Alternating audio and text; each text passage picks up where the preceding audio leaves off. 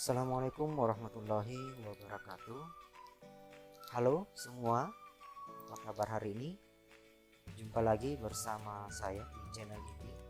Kali ini saya akan berbagi dengan teman-teman semua mengenai cara penggunaan rumus sum if di Microsoft Excel.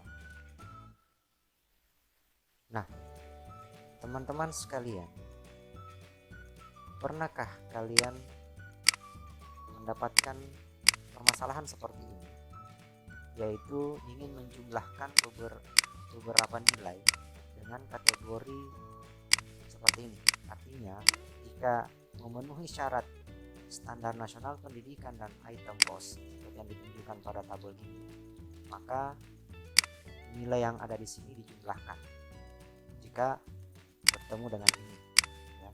Maksudnya adalah seperti ini. Ketika misalnya dalam tabel, ketika misalnya item pembelanjaan itu masuk dalam pengembangan kompetensi lulusan dan penerimaan peserta didik baru, maka dijumlahkan di sini berapa? Jika dua pembelanjaan yang memenuhi syarat seperti ini, maka dijumlahkan di sini. Ya, itu artinya kita akan menggunakan rumus sum if. Jadi rumus sum if itu adalah fungsi Excel yang digunakan untuk sebagai rumus penjumlahan dengan banyak kriteria, artinya lebih dari satu kriteria, atau untuk menjumlahkan nilai rank yang memenuhi beberapa syarat tertentu, satu kondisi atau lebih. Nah, sekarang kita masuk praktek. Yuk, pertama-tama kita menggunakan rumus sum if dengan cara tekan sama dengan, baru ketikkan di sini sum ifs, ya, jumlah jika. Nah, di sini dikatakan di sini sum rank-nya, artinya kita menjumlah rank-nya, areanya. Kita ke tiga tadi yang akan kita jumlahkan itu adalah ini, ya, sampai di sini. Artinya ini sampai di sini, ya. Artinya ketika ketemu ada beberapa item di sini yang ketemu sama, maka dua item atau tiga item itu nanti akan dijumlahkan secara otomatis. Ini kita sudah buat satu sum areanya. Sekarang kita kunci sum areanya ini dengan menekan tombol F4, sehingga nantinya ketika kita mengcopy nanti file ke samping rumusnya, atau mengcopy rumusnya ke samping, itu rumusnya tidak akan berubah. Jadi kita kunci, tekan F4. Setelah itu kita lanjut tekan titik 2, titik koma. Nah, sekarang kita menuju ke kriteria rank 1. Nah, kriteria rank 1-nya saya ingin menuju ke standar nasional pendidikan. Standar nasional pendidikan itu berada di kolom D. Jadi saya blok kolom D6 sampai D16. Kemudian saya kunci kembali menggunakan tombol F4. Kriteria rank 1-nya sudah. Sekarang titik koma lagi untuk menuju kriterianya. Kriterianya tadi itu adalah standar nasional pendidikan, yang mana yang saya ambil kriterianya yaitu pengembangan kompetensi lulusan.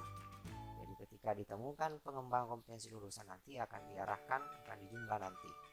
Nah, kita belum selesai sampai di sini, ya. Kita kunci dulu di sini di depan huruf B-nya, supaya ketika di-copy ke rumus ini, di-copy ke sebelah kanan, kolom B itu tidak akan berubah, artinya tidak akan pindah ke kolom C dan seterusnya, seperti itu. Karena kalau biasanya rumus di copy itu tanpa menggunakan lambang dolar ini, maka dia akan bergeser juga ketika akan di copy, seperti itu. Selanjutnya kita menuju ke kriteria kedua, kriteria keduanya adalah item boss. Database-nya mana? Kita lihat di sini. Database pada item boss itu ada pada kolom E6 sampai E16. Sekarang ini kita kunci juga sama dengan seperti tadi, kemudian titik koma, kemudian kriteria 2. kriteria 2 itu adalah ini, penerimaan peserta didik baru. Nah, sekarang di sini yang kita kunci itu adalah di depannya huruf E. Kenapa di situ? Karena ketika akan di copy ke samping, ketika kita copy misalnya ke kolom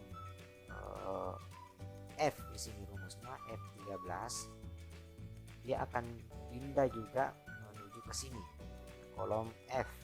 Tapi nanti ketika di copy ke bawah, dia tidak akan berubah barisnya, dia tetap di baris 11 seperti itu ya.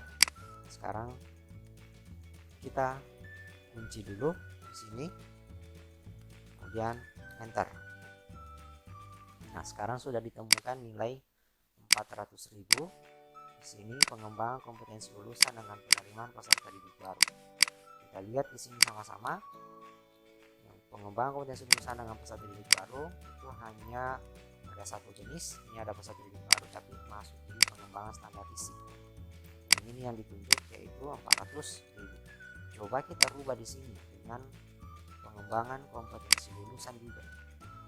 Ya, seperti itu. Kita rubah pengembangan kompetensi lulusan, apakah berubah di sana peserta atau tidak. Nah, berubah jadi 1 juta.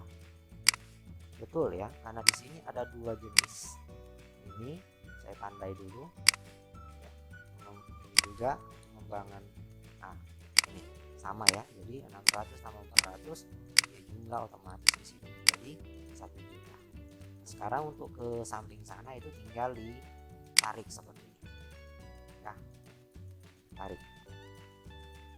Oke, nah yang ke bawah itu kalau mau turun ke bawah itu tinggal ditarik juga ke bawah, sama ya. Kita lihat.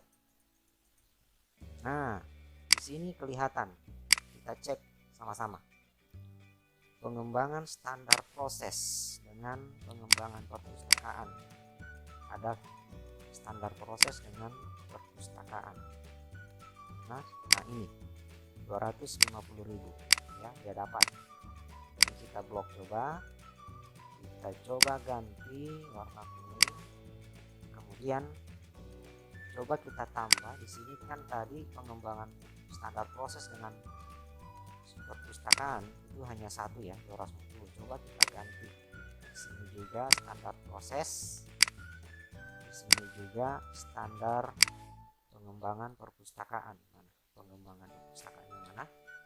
Kita lihat ya, artinya nanti di sebelah itu pasti kita akan mendapatkan nanti nilai 400.000. Apakah betul? Kita lihat. Iya, betul, 400.000 ya, seperti itu ya. Begitu juga dengan yang lainnya, ini bisa kita cek sama-sama. Jadi ini memudahkan untuk menghitung 2 kriteria ya, menghitung jumlah sesuatu item dengan kriteria lebih dari 1 ya. Oke, saya pikir seperti itu. Jika video ini dirasa bermanfaat ya, silahkan di share, like, komen, dan jangan lupa subscribe-nya. Terima kasih atas kunjungan di channel ini. Saya ucapkan Assalamualaikum warahmatullahi wabarakatuh. Terima kasih.